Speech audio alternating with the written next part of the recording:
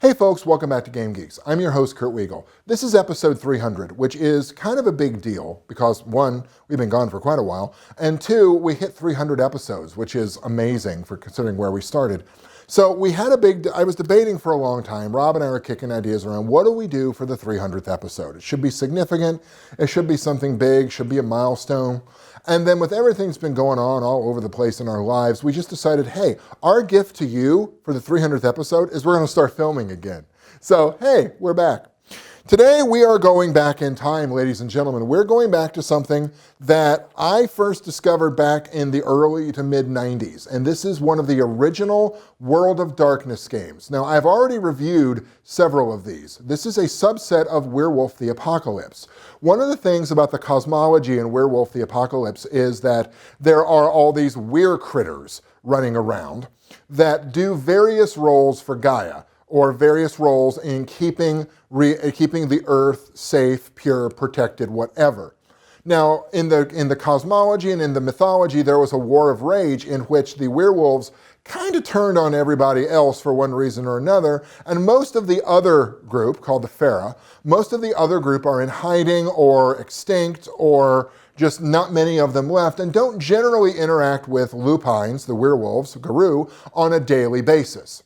Well, then, of course, this being White Wolf, because they didn't have enough money, they decided to print splat books for each one of these after being initially presented in a supplement for the Werewolf the Apocalypse. So some of these other groups, some of these other Fera, they included the Korax, which were Weir Ravens, which were, I believe, Gaia's messengers, the Bastat, the Cats, yes, you could play cat people, which were Gaia's secret finders, the Nuisha, the Coyote, who were the tricksters and sort of one of the teachers, Naga, who were the serpents, the assassins who were supposed to be dead, and finally, the one we're going to be talking about today, Gurahl, who were the Weir Bears. Now, these were nature's healers, protectors, and teachers. That's sort of their role in the cosmology of Werewolf the Apocalypse. Now, the Garou got hit really, really hard in the War of Rage. A lot of them were wiped out. And add to that the fact they were never all that numerous to begin with.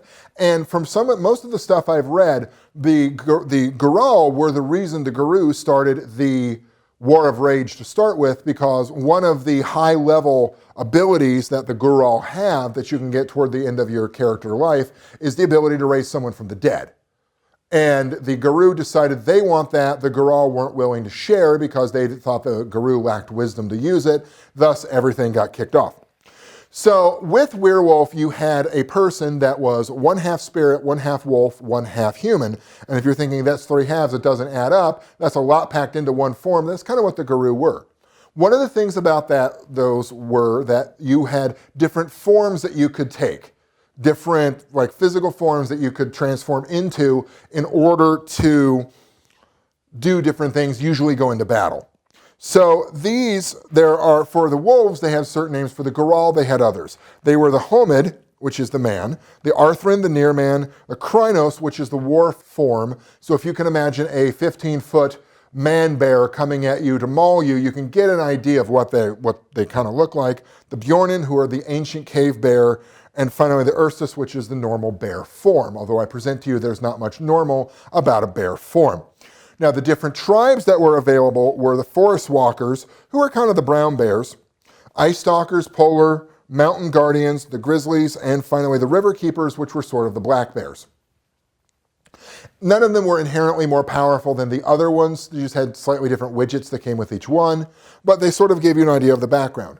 One of the other things about the Gurahl that separate them from the Garou is they don't really work in groups well.